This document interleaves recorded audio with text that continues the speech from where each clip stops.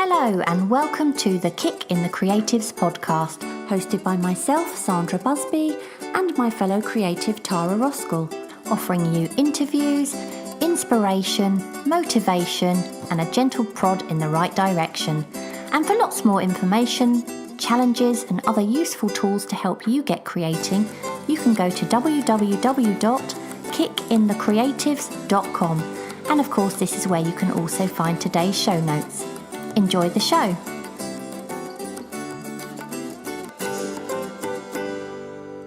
Welcome to episode 7, and it is Tuesday, the 27th of March as I record this, and I'm really happy because the clocks have finally gone forward here in the UK, so we are in for some much longer days, and they'll continue to get longer. So this is my favourite time of year because longer days, of course, means more creative time.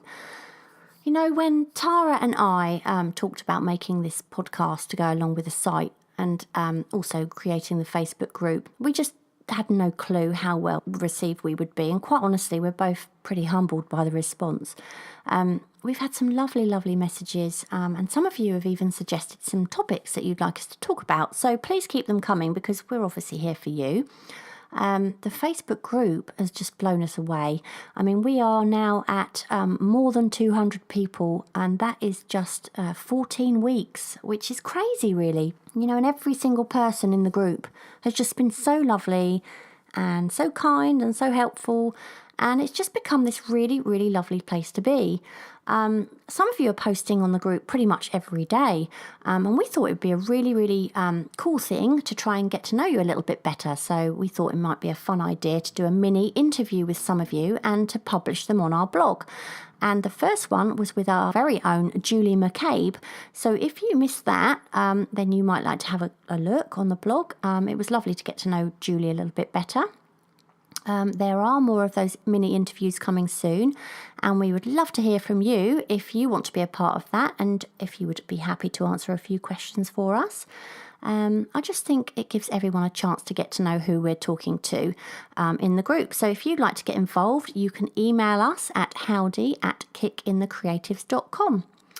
Anyway, it's time to get on with today's show, but before we do, one of the perks of being the one who edits this podcast is that every now and then I find a little gem and it's just way too precious to cut out.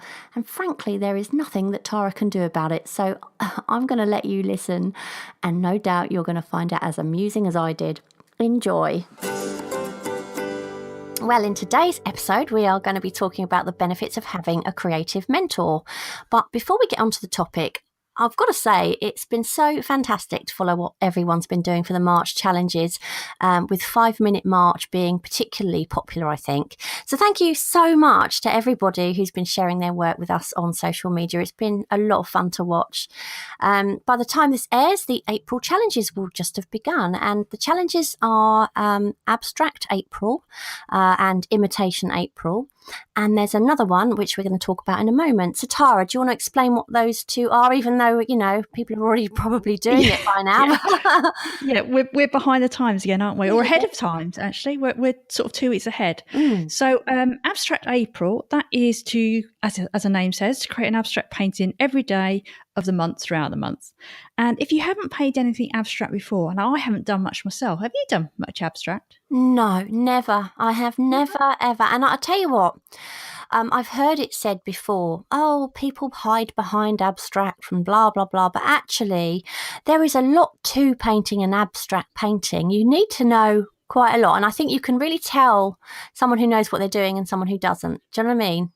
Yeah, I mean, I was thinking about this, and I've done a tiny little bit, but only silly things like, for example, we needed something to go on our bathroom wall.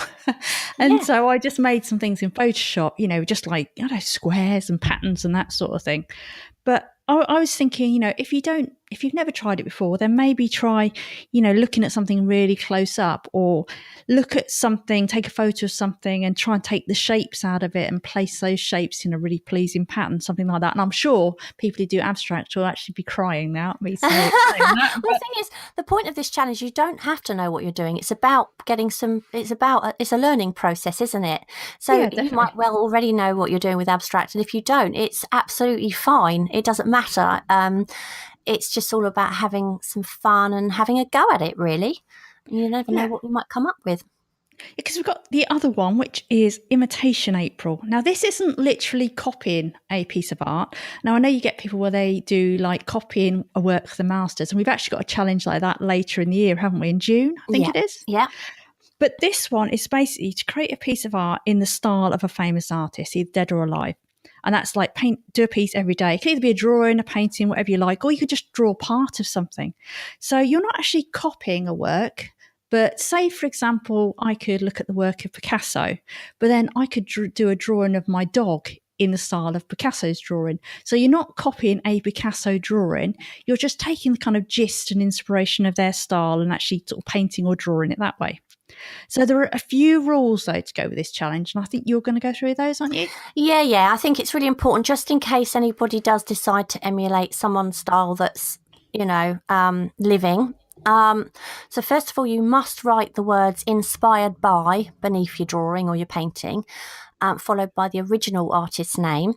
And you should only emulate the style of famous artists, living or dead. So please avoid mimicking the style of current artists who are posting online. Well, that's obviously unless you have their permission. And so who are you going to emulate then, Tara? John Bergerman? Yeah, get it in again. We might get him on yet.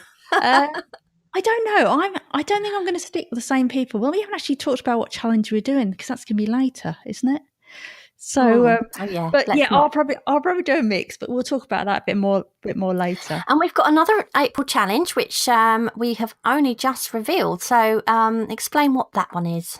Yeah, well, we saw how popular 5 Minute March was because obviously it's a quick challenge that anybody can fit 5 minutes in a day. And so we thought, well, maybe there's a thing that we do each month called a quick kick.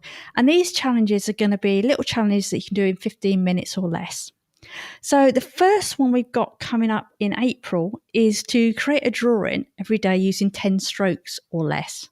And basically a stroke is counted from the moment you put your pen or your pencil, your brush or whatever it is, put it on the paper to the moment you take it off. And we've got lots more of those quick kicks lined up throughout the year. A couple are drawing upside down and drawing using your left hand. I think you're going to explain those a bit more. Yeah, I mean, these quick kick challenges, they're not just designed to be a little bit fun, even though they're obviously going to be a bit fun, but they're designed to be really useful exercises for all creatives. So, for example, the April challenge, which is the 10-stroke challenge, so that is designed to help you learn which marks are most important to a drawing and which can be left out. And then there's another challenge that hopefully will come up. Do you want me to go into another one or? Yeah. So we were thinking about doing one with a left-handed challenge, and you might sort of look sideways at that and think, well, what's the point? What's the point of that? But studies have shown that when we use our dominant hand, only one side of our brain is active. However, by using our non-dominant hand, both sides of our brain are active.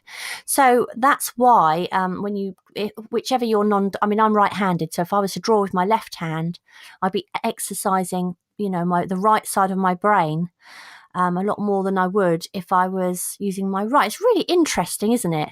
Really interesting. We had an email, didn't we, from Claire Dunphy? I don't know if you want to just mention that. Oh, yeah. It's funny because I know already that Claire will be joining in. She actually emailed us, and it was funny because it was only a few days after we'd already sort of drafted this challenge out, and she sort of mentioned the book in her email, Drawing on the Right Side of the Brain by Betty Edwards. Anyone who hasn't got that book, I'd highly recommend it. In that book, there are actual exercises which involve drawing upside down. So it just goes to show it is a genuine thing. It's not something you just do for a bit of fun. It really helps. And again, the June challenge, that involves drawing an image which has been flipped upside down. And that also stimulates the creative side of your brain. It teaches you to see the way the artist sees. So one of the most common mistakes that people make when they're drawing is to just assume or just to draw what they think they see rather than what's actually in front of them.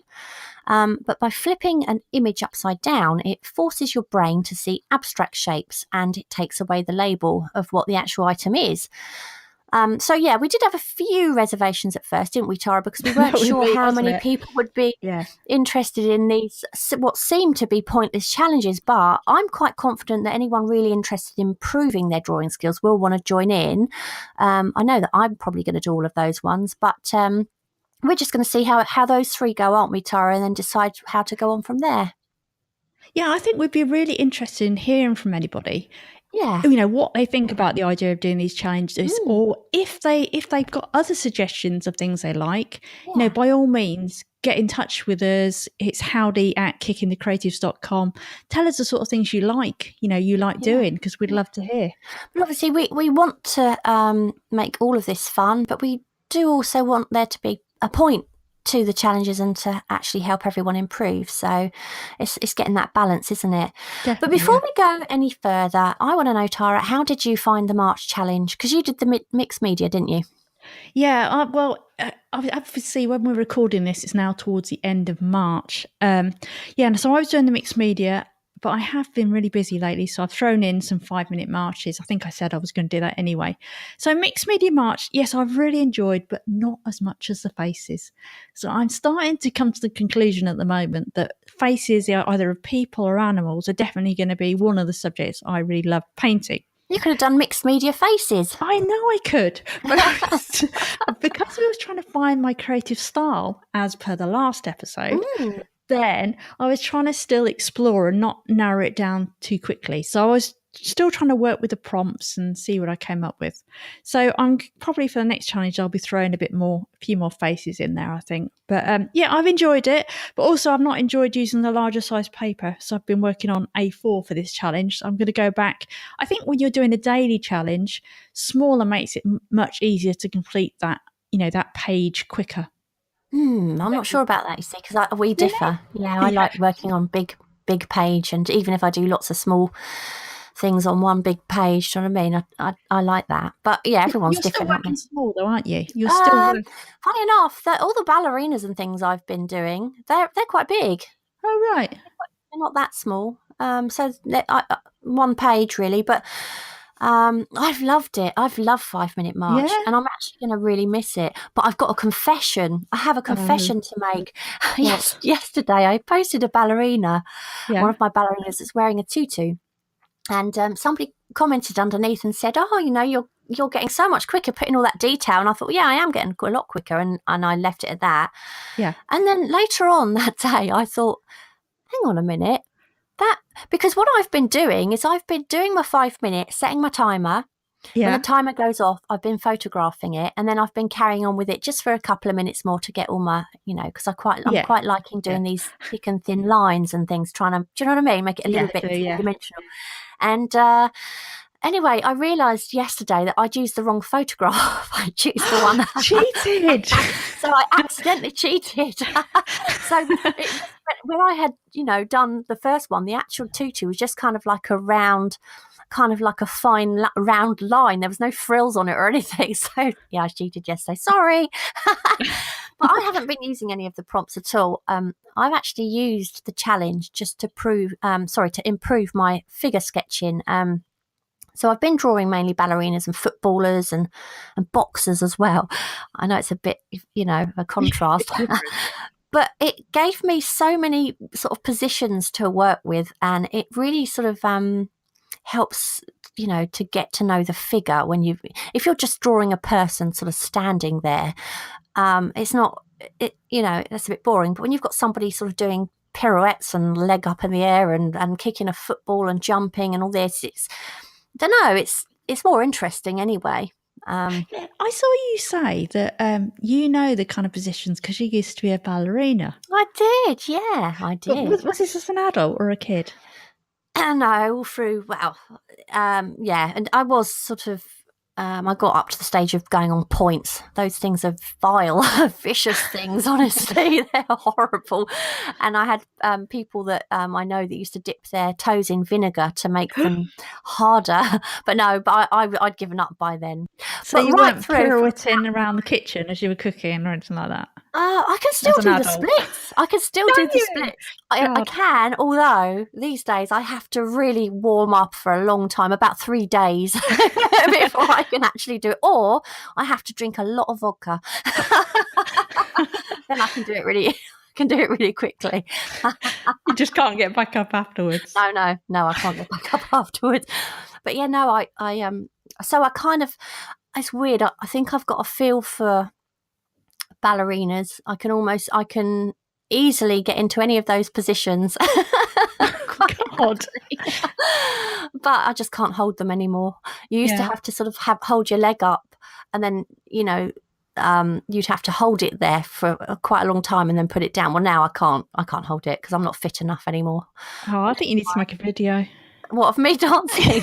That'd be an interesting dance video, wouldn't it?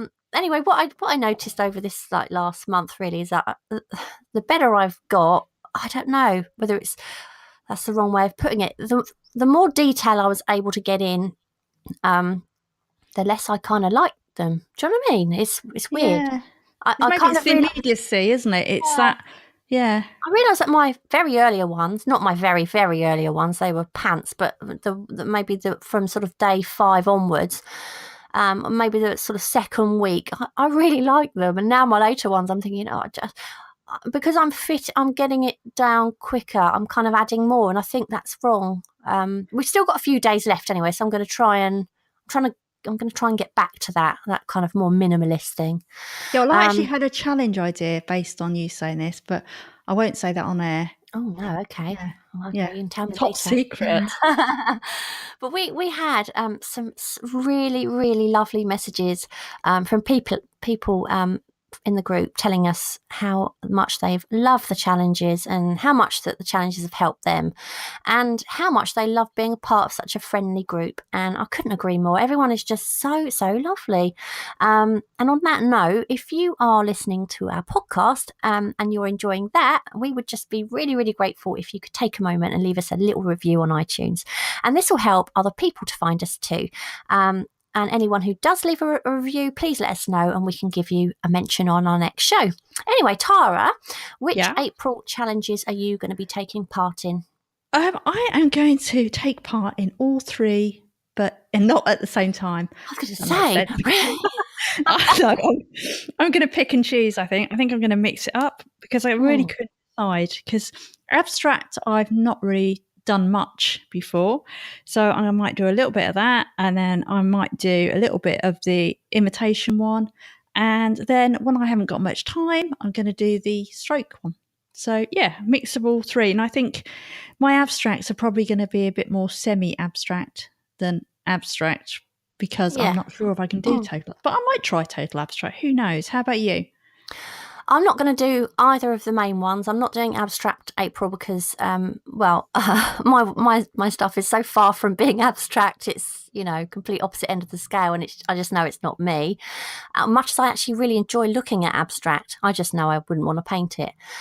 Imitation April, again, I think that would be a really, really good challenge for people who are looking for their style, maybe, and just want to experiment with style. And I don't really want to do that. So I'm going to go with the Quick Kicks challenge because I think I need to put most of my learning time into sketching and drawing because that can get really neglected when you're a painter because you spend so much time painting.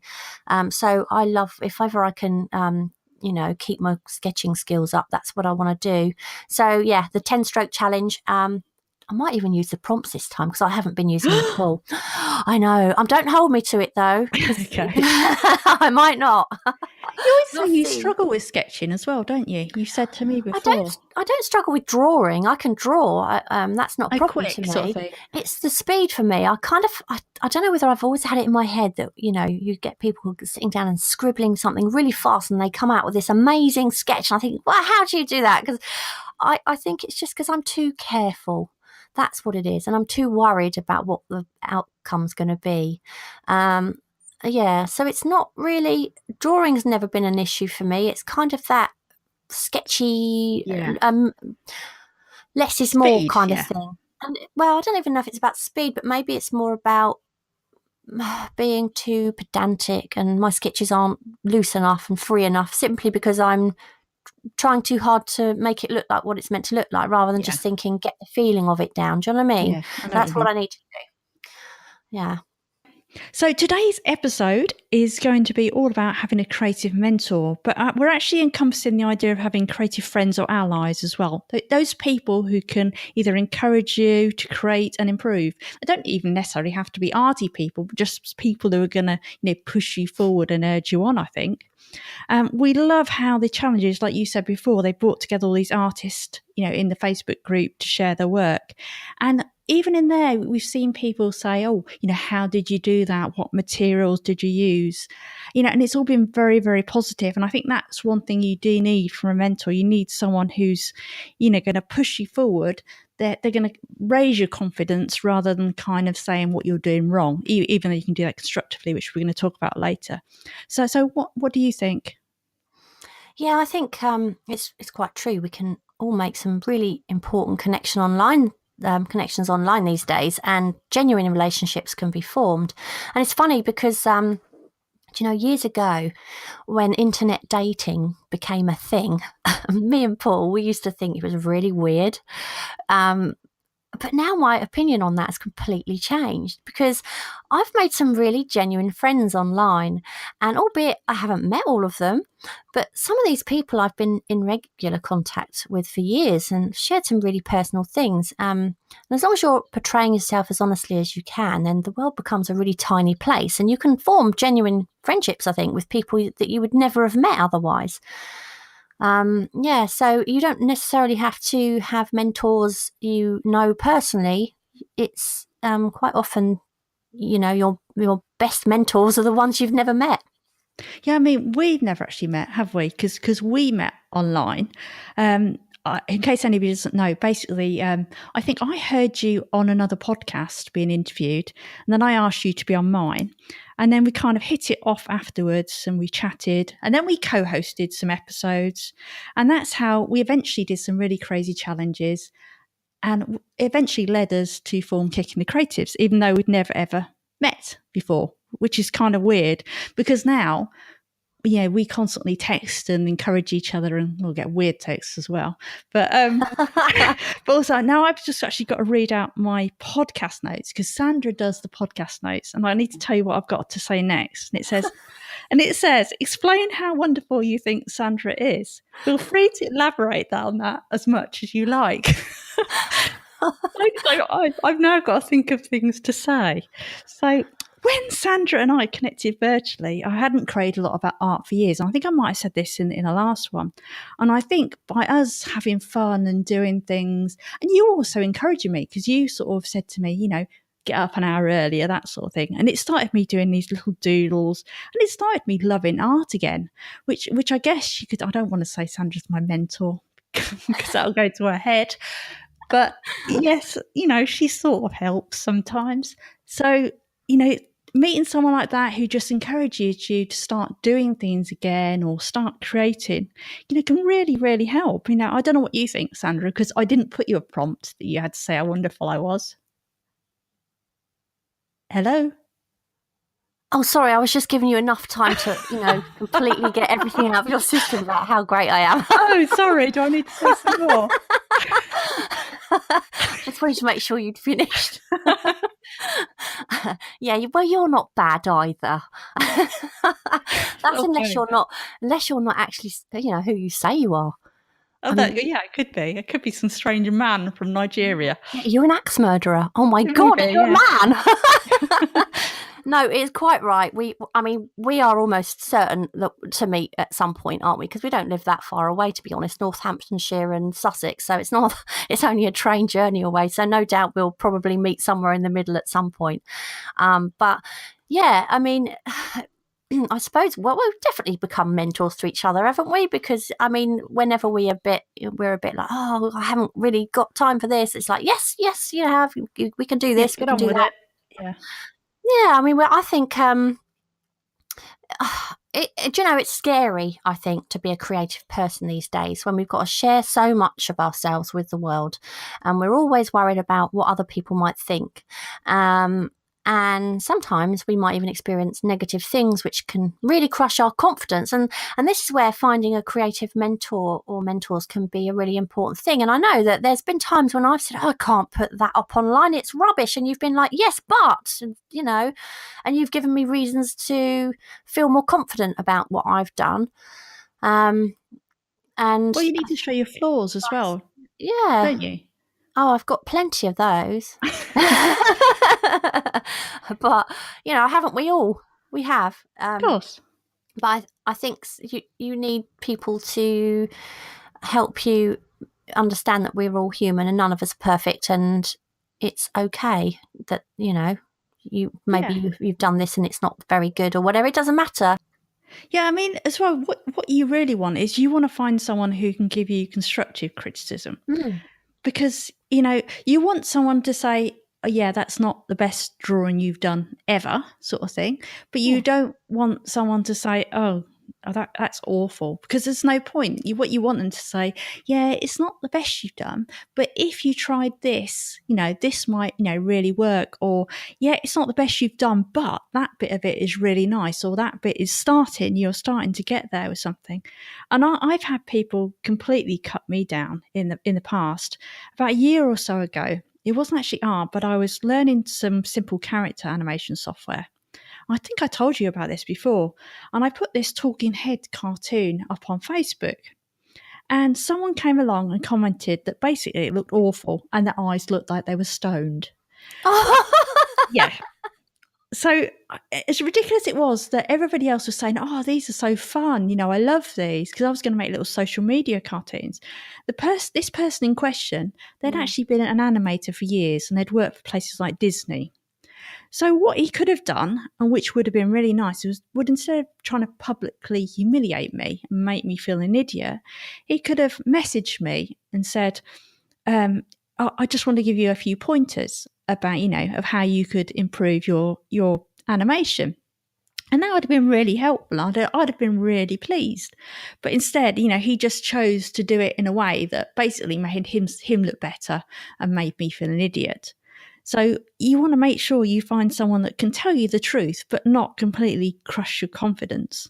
So do you think, you know, how do you think you go about getting a mentor, or what mentors have you had? Oh, I've been really, really lucky to have mentors I've known both personally and mentors I've met online. I mean, sometimes you can actually have a lot more in common with people you meet online than you do with people you know in person. So you don't necessarily have to have met the person you consider to be your mentors. But as I say, I was lucky. I had a couple. My uncle Danny, he's passed away. I've mentioned him before. He was a really important mentor to me. And also my friend Kerry, I've known her since I was about 4. And funny enough, we used to dance together. That's how we met. And I still see her all the time. She's an artist and she's been a really important mentor to me over the years. You know, it's her I used to draw with when we were kids. She came from like a really arty family and I didn't. So if it wasn't for her, I may not have even found art in the first place. Who knows? But I've also met some really, really important mentors online over the years. So Tracy Fletcher King, for one. I mean, I interviewed her on episode 4. She's been an amazing mentor to me, and Nicola McLean. She's been another one, and Suzanne Berry. All lovely people and brilliant artists, and they've all been really important to me. Karen Boudin, she's another. I'm sure I've missed some, but these are all people who I know I could ask for an honest opinion or some advice and I'd get it. And the same applies the other way round. And that's the whole point, is developing a relationship to the point where you can really trust them and they can really trust you. And it's just an honest relationship. How about you? Have you ever had any mentors that have helped you online or otherwise? Yeah, you see, I have this problem with the word mentor because I tend to see mentor as someone who, that it's almost like that is what I want to achieve. So I'd look for someone who has already achieved that and then, you know, try and get advice and stuff from them. Whereas I think I've probably more had creative allies, almost what you say, you know, where you could ask each other things. You know, they could get advice from you, you could get advice from them. And I've done a few online courses And one of them, especially, the people from there, we all set up a private Facebook group afterwards. And in there, for a couple of years, we would all put things that, if we were stuck on something, and we'd help each other. And then we used to have like regular check-ins. So we'd have a thing where you'd say what you were up to, what you were doing, what you were planning to do the following week. If you needed any help, how other people could help you.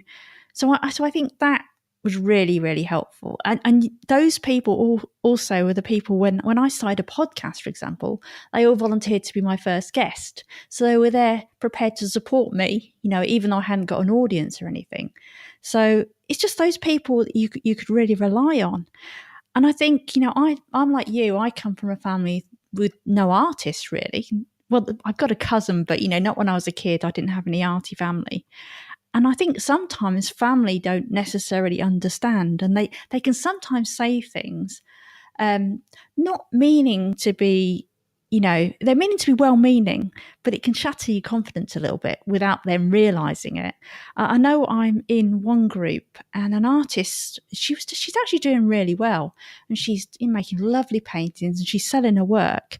But she said her mum still didn't think she was a proper artist because she wasn't painting in oils.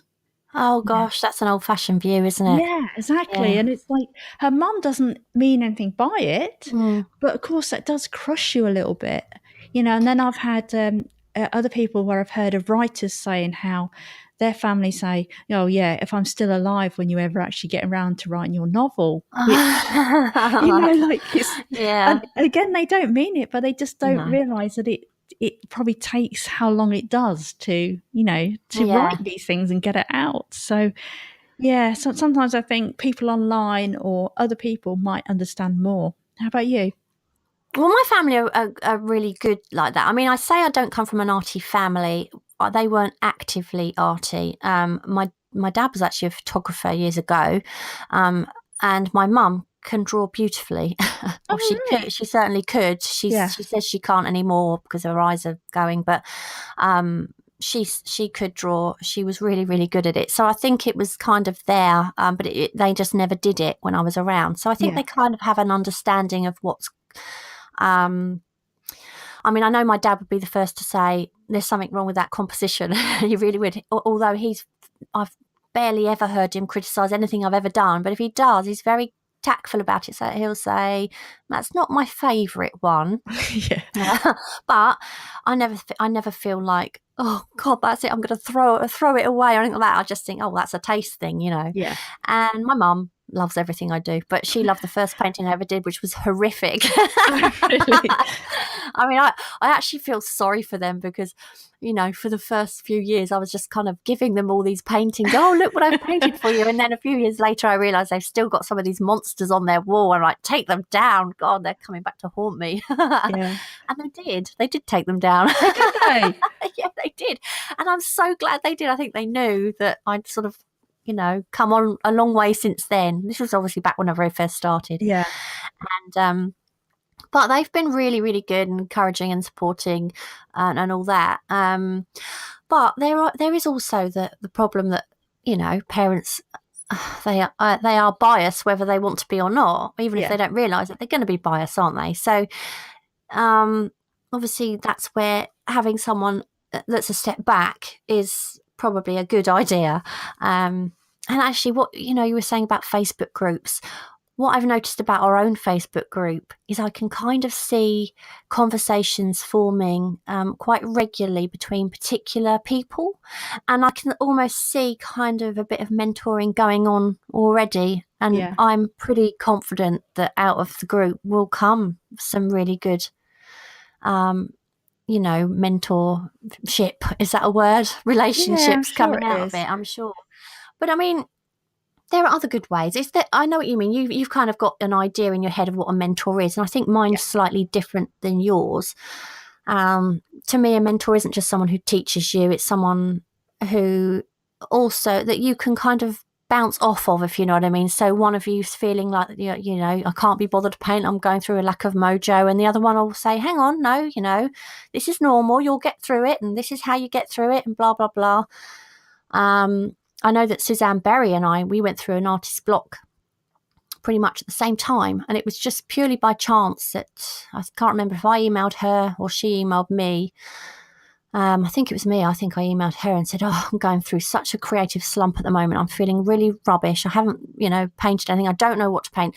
It was just one of those times. And she sent me back. I can't remember what this quote. I tried to find it actually, because I used to have it on my studio wall for a long, long time. But then I moved studios and it obviously got lost. But she's just sent me this big quote that she'd made up. And I had it on my wall. It was really, really good. I wish I could remember what it said. But it was sort of, "Go to work, my friend, confident in what you're doing," and blah, blah, blah. I don't know what it was, but it was what I needed. It was a real pep talk. Do you know what I mean? Yeah. And funny enough, she then followed that with a really long email saying that couldn't have been more, I'm trying to think of the word, but basically she was going through exactly the same thing at exactly the same time. How weird. Yeah, and that's when we actually came up with that thing. I don't know if you remember us talking about that on a couple of episodes ago, I think it was, where we decided that we would send each other a word, a random word, and we'd have to paint something that month to do with that random word. And it turned out from going from a slump to us both being more productive in that sort of 6 months than we had been in any month prior to that. So it was really, really good. And that.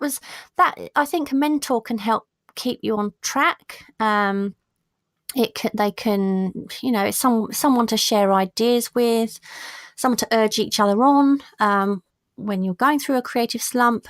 Yeah, I think we've all been there. We know what it feels like. And so obviously when somebody turns to me and says, "Oh, I'm feeling, I'm lacking in mojo," I want to help because I know how it feels. And that's sort of what a mentor is to me. It's not just about having someone I can learn from or someone I can teach something to. It's about support, some kind of support. I think you can even be in a different creative field. I mean, you don't necessarily have to be artists even, do you? You could have a writer and an artist. I know I've got a friend and she's more, creative in business, but I've spoken about this before. For a while, we'd have a project. We were both trying to work on different projects, but we would have regular Skype calls and we'd say, "How are you getting on with that? How's it going? Why haven't you done that thing you said you were going to do?" And then we'd try and help solve the problem for the other person. If we could, how could we help them get going again? And just something like that it just keeps you going. It's that momentum, especially when you're working on your own. And I think you can really find that, online, like we've said before. Definitely. You can form even mastermind groups. I did try that once, where you get together with a few people and you try and have a call with them. Didn't actually keep going that long, but I know there are entrepreneurs online who do that. So they'll have regular calls, like I was just saying, but it might be a group of them. And there's no reason you can't start that sort of within the Facebook groups even, a group of you get together and you decide you're going to have a call every now and again. So when you're saying, I don't understand these calls then, you're talking about having a video conference almost? Well, basically, the one I've been on, I actually didn't organise it. One of the people from that Facebook group from ages ago, she organised it. I don't even know if it was a hangout, but it was one of these kind of video conferencing thing. And there was probably about 7 or 8 of us. And so we could all see each other on the screen and we could all talk. And she basically chaired it so that we didn't all talk over each other. But I remember we were basically just saying what we were up to, what our hopes were, what we wanted to do next. But one of the girls, I remember she was actually driving. She was driving from Paris to somewhere else. And you thought, "I cannot talk to you while you're on the phone." She had it on like a hands-free thing and she wasn't looking at it or anything. We could see her because the phone was pointed to her. But the whole thing was just about, because we hadn't actually met each other, it was almost like putting a face and a voice to the person. So then you felt like you knew them more, and we were all there trying to support each other basically, and that continued afterwards. And even now, those same people, if I put something up on Facebook, they will try, if they see it, they will try and share it for me. If I ask a question, they will be, some of the first people who will come on there and, try and help me with it. So, that support goes on for a long time. Is there like an audio version though, so you don't have to wear like a ball gown? I think you can make them audio open, because like Skype at the moment that we're on, you can have multiple people talking on Skype. Just do it voice only. So then you can wear your onesie if you want to. Well, I had an incident recently. Shall I tell? Yeah, Shall I I tell didn't know everyone if I about? tell people about this. Go on then. So I a lovely lady asked me recently if she could interview me on her podcast. Now she's from a long way away, the other side of the world, and there is a 13-hour time difference. And so normally, like when we record our podcast, Tara, it's like first thing in the morning, isn't it? Yes. And it just didn't work for her, obviously. So the time that worked for her was sort of late on in my sort of evening time. So I'd done all the normal things, did the dinner, had my shower, got my pajamas on. Well, my hair was wet. I had no makeup on. I had my pajamas on, and my pajamas are these kind of fluffy. I'm going to destroy any image of myself. my pajamas are these fluffy things, and I've got across the top it says "cuddle me" in like big letters across my chest.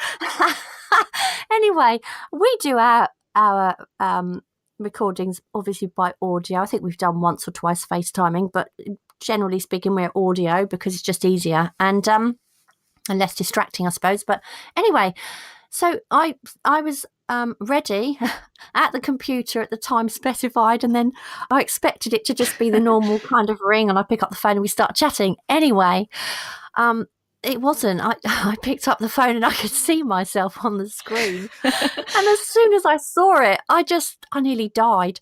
I kind of slid down like a melting candle off of my stool onto the floor. And I saw this kind of jumper that I'd sort of taken off earlier on. And I was kind of quickly trying to put that on. It was hilarious. I mean, if you'd have been a fly on the wall, you'd have been hysterical.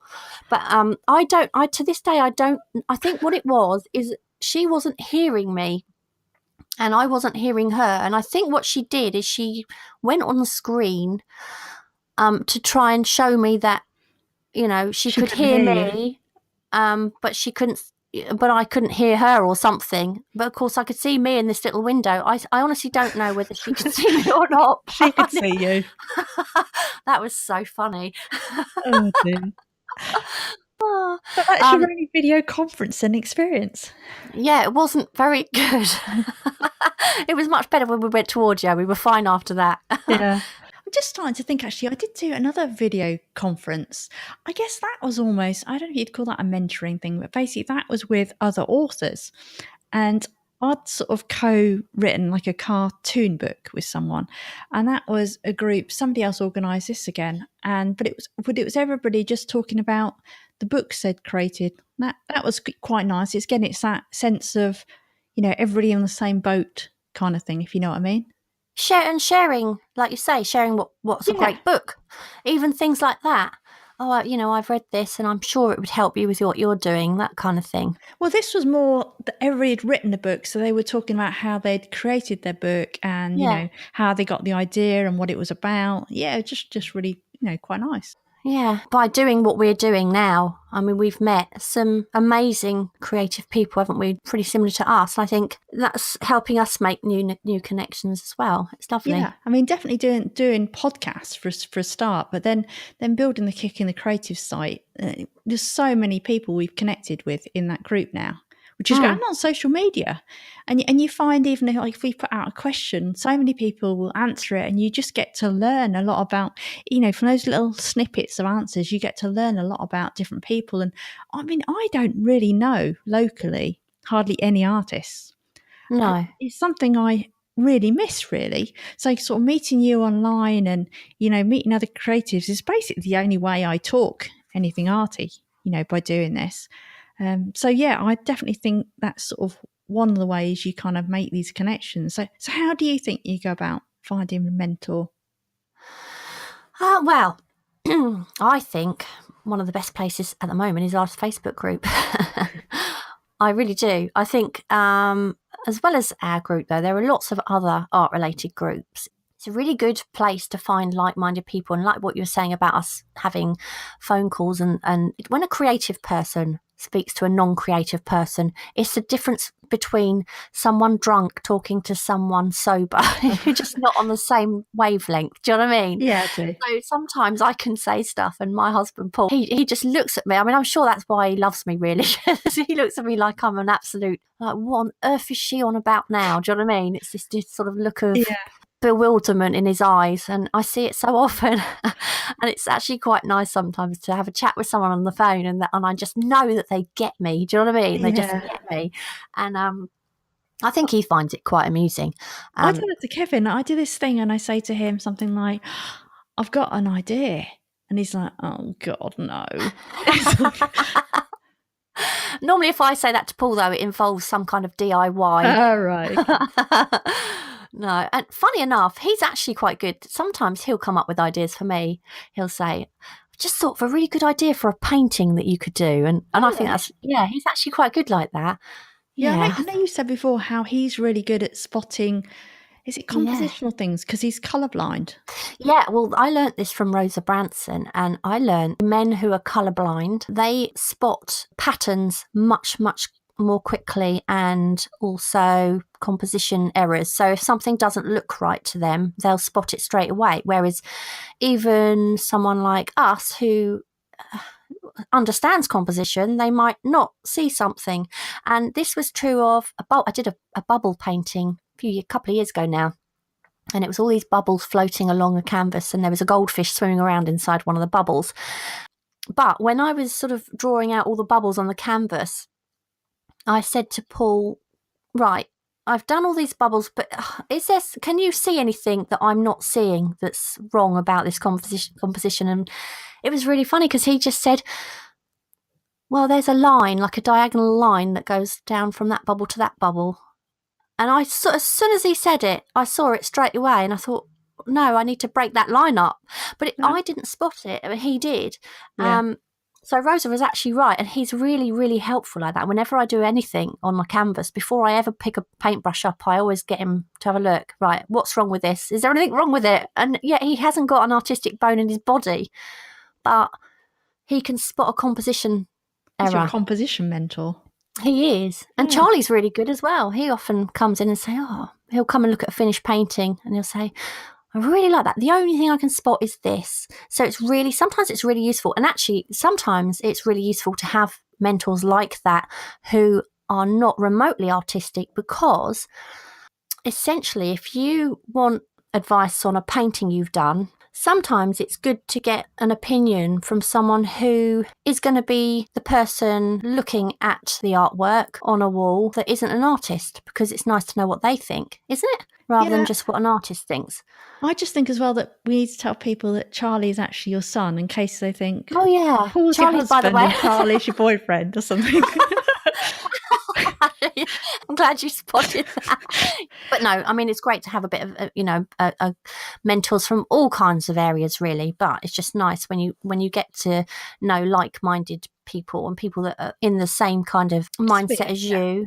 Yeah, I mean, I would actually say as well, if you are looking for a mentor, start reading blogs. I know blogs, you may say they're a bit old-fashioned now, but I'd still go and try and find artist blogs whose work you like. Look at social media for people's work you like, watch videos and listen to podcasts, because the majority of those people, if you reach out to them and ask for advice, they're going to help you, unless they're massive, so they've got this absolutely huge audience. The chances are they're going to respond to you. I know I still get, I get emails every now and again from people via, different blogs I've got from the past, even from years ago, just asking me something. And, if they're polite, you'll respond, just how I've reached out to people and I've asked them a question. And so the majority of people, you can start like that, with a little question, then maybe you do something for them, so you start sharing their work, and you can build up a little relationship that way. Do you know, it's funny you should say that, because all of the mentors that I've met online, bar you, have all been through blogging. Yeah. But I don't know if that would... I think blogging seems to have changed really dramatically in the last sort of 2 years, because back then everyone was commenting on blogs. I mean, I used to put a blog post on, and within 48 hours I'd have about sort of 15, 20 comments, and I'd be always sort of going around to blogs of people I enjoy their work and having a look and leaving comments and things like that. It's interesting because a lot of the blogs that I used to follow don't exist anymore. They've just stopped blogging. And I barely ever get comments on blogs now because I don't know if anyone's really kind of... I think everyone's so sucked into Instagram now, aren't they, and things like that. I think it's definitely switched to more social media. So I think because the immediacy, I think everyone kind of more wants that immediacy. Whereas like I used to be like you, I'd perhaps have, loads of comments. I'd write something and then I'd go to all those people that had written the comments and I'd be commenting on their stuff as well. And you actually used to feel like you were getting to know these people through doing this. Yeah. Which I think is what you do with social media, but it's very much in like smaller snippets, I think. I don't know about you. I think you get less sense of someone's personality on from small snippets on something like Instagram. Whereas with a blog, I know for one thing, on a blog post, I'll sort of spew out everything and waffle on, and I'll be kind of me, really, on a blog post. Whereas on Instagram, being that I am a waffler, it's hard for me to really show who I am because I'd need 10 pages. I can't waffle, no. Yeah. So it's hard. It's not quite as easy, I think. But I suppose Facebook, that's where Facebook's better. You can at least, you can start having conversations, you can private message and, it's a bit easier. But yeah, blogging's not the same. But that's basically how I met Tracy and Suzanne and Nicola McLean, all of those people and Karen Badan, she's another one, and they're all absolutely fantastic artists, and I met all of them through blogging, and they've always been absolutely lovely to me, and I've always been really forthcoming to them as well. Yeah, I think there's one other way, and that is of sort of having a mentor is to actually read books. Read books by the people you admire, if they're a big artist or, an entrepreneur, whoever it is. Because I know I go through phases where I'll just binge read stuff like that. I got really into reading loads of stuff about entrepreneurs at one point, but I'll also read like books that someone's written about creativity, but they put bits of their life in it, and you always get that mentorship through a book. I know it's not the same sort of two-way thing, but it's definitely a way you can learn as well.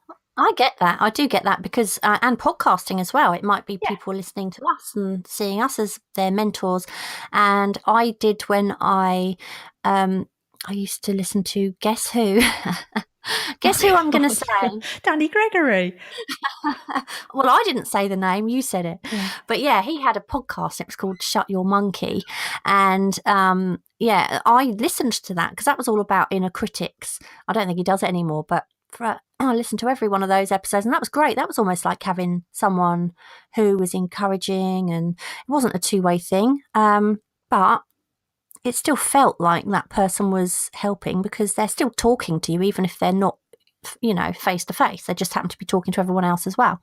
Yeah, definitely. If anyone would like to find a mentor, I do think join the Facebook group. If you haven't already, the people in it are just so lovely. And I think you'll find yourself beginning to form conversations with people and getting to know them a bit. Do you think you end up emulating your mentors?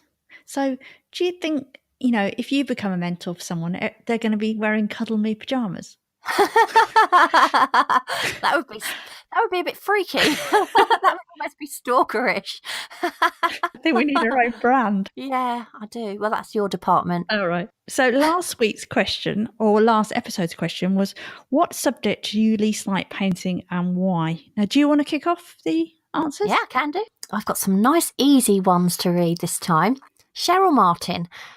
Animals, can never get them to look real and in proportion, and often wonky eyes and noses that would never breathe. Angela Murphy, buildings and solid structures. I don't like straight lines or anything that's rigid. I prefer living things. I like the softness and emotion. And Mariam Plowman says, people. I love the actual figures, but I can never capture the essence of the individual faces. I always feel that the face looks one-dimensional. For years, I just refused to add any features at all, which I thought at the time was more interesting and certainly more pleasing than the grotesque, desperate, flat faces I always depicted. Mumsy Savo, structured forms and figures as slightly disabled in left hand, which for some reason affects the way I visualise lines. By the way, I don't do painting unless it's walls. And Jen McCleary, she says, faces and people, especially if it's an actual portrait. Either it looks like the person or it doesn't, and it really triggers my inner perfectionist. So I've got Dorothy Walker. She says animals. My cats always look like roadkill. That made me laugh. She then drew a cat straight afterwards, which I thought was quite funny. Ginny Crane, faces. Did it look like roadkill? Did it look like roadkill? No, I thought that's right, actually. She drew it from the back, so she got away without putting the features on. Okay. So Ginny Crane, faces, especially noses. They always look like they've been in the fight. And I've got Kelly Art and things. Cars, well, vehicles of any type. Lots of lines that need to be accurate for very little colour award. Although I have seen an ancient decaying lump of a tractor on the edge of a field that looks interesting. Old stuff always looks interesting, doesn't it? It does, unless it's your face in the mirror. Yeah, we've talked about that before, haven't we? Off air, I think. Claire Dunphy, horses. I've never been able to draw a horse that doesn't resemble a completely different four-legged animal. And then we've got Alestrum Vasali. I hope I've pronounced that right. Animals, though some I don't mind. I can't seem to make them look interesting or cool. That and buildings. I'm not good with straight lines and perspective. I think that's it. Okay, so we'll ask this week's question now. And this week's question is, what is your favourite piece of art you have ever created and why? So what is your favourite piece of art you have ever created and why? So, Tara, where can people give us their answers? You can tweet us your answers at Kick Creatives or join the Facebook group. We'd love to have you in there. That's just the Kick in the Creatives Facebook group. We've also got an Instagram called Kick in the Creatives as well. Yep. And don't forget to pop to our website at kickinthecreatives.com to find out how you can take part in some of our upcoming creative challenges and also sign up for our newsletter where you'll get advance notice of any up-and-coming challenges along with all notifications of all the podcasts. And that's it. I think we're done. We're done. So we will see, we'll chat again in a couple of weeks. Yep, see you soon. Take care. Bye. Sorry. Flash your ears off. I have a really loud sneeze. It's very embarrassing. Thank you so much for listening. We hope you enjoyed the episode, and if you did, perhaps you'd like to share it and leave a review for us on iTunes. Back soon.